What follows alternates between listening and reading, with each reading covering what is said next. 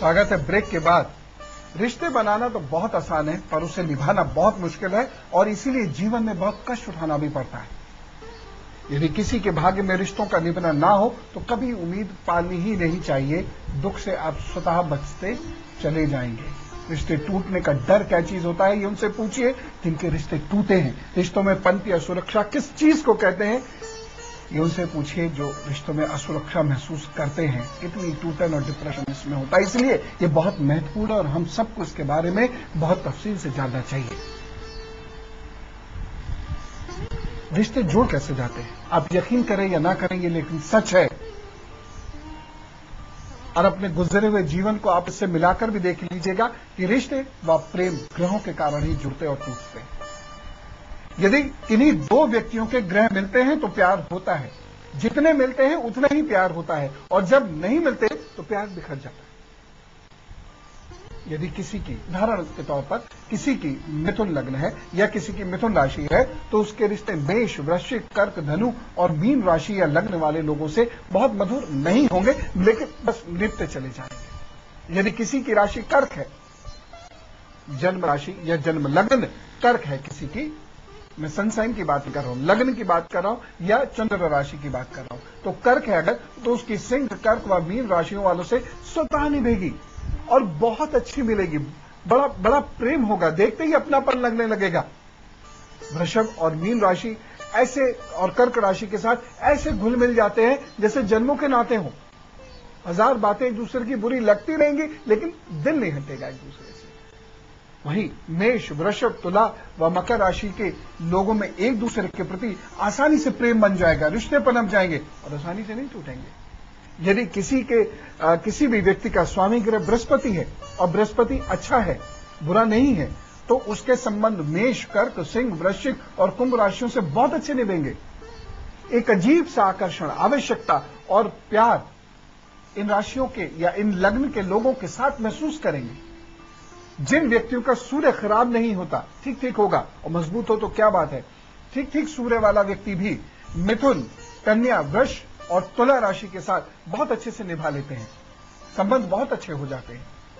जिन लोगों का जो शनि मजबूत होता है या जो लोग शनि प्रधान होते हैं या जिनका मुख्य ग्रह शनि होता है, उनका मेष, वृश्चिक, सिंह और कर्क राशि के लोग साथ बड़ी गड़बड़ हो जाती है।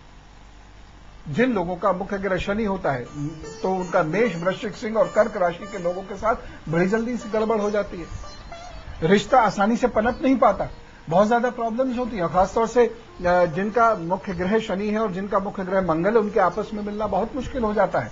उनको बहुत मेहनत से अपने रिश्तों को कायम रखना पड़ता है, चाहे वो मां पुत्र हो, मां पुत्री हो, पिता पुत्र हो, कोई भी रिश्ता हो, पति पत्नी हो। एक बात मैं यहां की कहना चाहूंगा कि रिश्तों के टिकने का आधार ग्रह भले ही होता है, स्वभाव, प्रोफेशन, सुंदरता, ये फौरी तौर पे एक कारण बनते हैं, लेकिन असल कारण ग्रह ही होता है।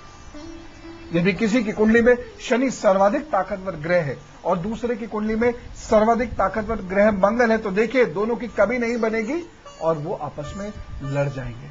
यहां तक कि बॉस की, माताहत की, दोस्त की, कलीग्स भी हों, रिश्ते डेवलप नहीं हो पाएंगे। बस किसी तरह से आप उसे पुल ऑन कर सकते हैं।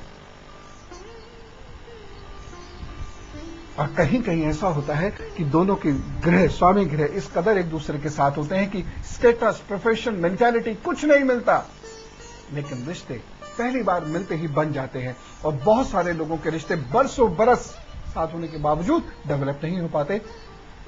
बहुत सारे पति पत्नी 30-30, 35-35 साल का साथ होने के बावजूद एक दूसरे को समझ नहीं पाते, क्योंकि ग्रह मैत्री नहीं होती है।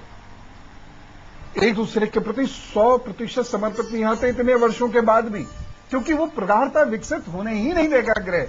यदि दोनों के मुख्य ग्रह एक दूसरे के परस्पर विरोधी हैं, तो वो साथ होने ही नहीं देंगे। इसलिए मेरा निवेदन हमेशा ये रहता है, कुंडली मिलवाते समय केवल पत्र से ना मिलाएं, स्वयं बिल्कुल ना मिलाएं, केवल चंद्र ना मिलाएं, मुख्य ग्रह भी मिलाएं, पांचवें भाव भी मिलाएं, 7वें भाव भी मिलाएं।